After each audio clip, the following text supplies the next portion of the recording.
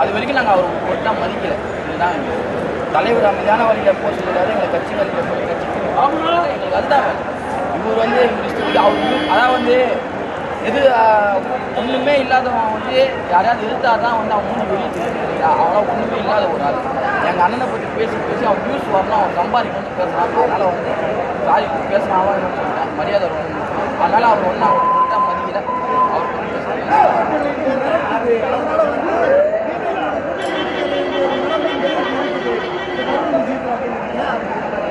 ஒன்று சொல்கிறதா எங்கள் தலைவர் கட்சி ஆரம்பிக்கும் எங்களுடைய கொள்கையை பிஜேபி பெரும்பான்மையான மக்களுக்கு எக்காரணம் நான் துரோகம் செய்ய மாட்டேன், அதனால் எக்காரணம் பிஜேபி மாட்டேன்.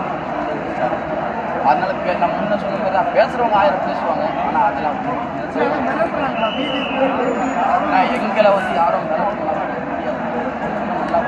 எங்களை மிரட்டுறதுக்கு அவங்க ஃபஸ்ட்டு அவங்க கையில் ஆட்சி அதிகாரம் அவங்கள மிரட்டுறதுக்கு ஒரு ஆள் வருவார்.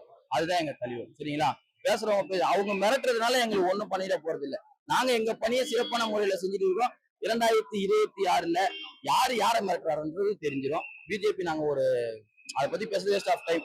நீங்க இருக்கிற கட்சியை பத்தி கேளுங்க, நான் பதில் சொல்றேன். சரி சரி, நீங்க ஒண்ணு நல்லா புரிஞ்சுங்க. இப்போ இந்த நாள் இந்த டைம்ல எங்க தளபதி நான் உன் கூட கூட்டணிக்கு வரேன்னு சொன்னா அந்த கட்சி வேணான்றோமா? வேணான்னு சொல்றோமா? சொல்லாதுல்ல. அது உங்களுக்கு நல்லா தெரியல.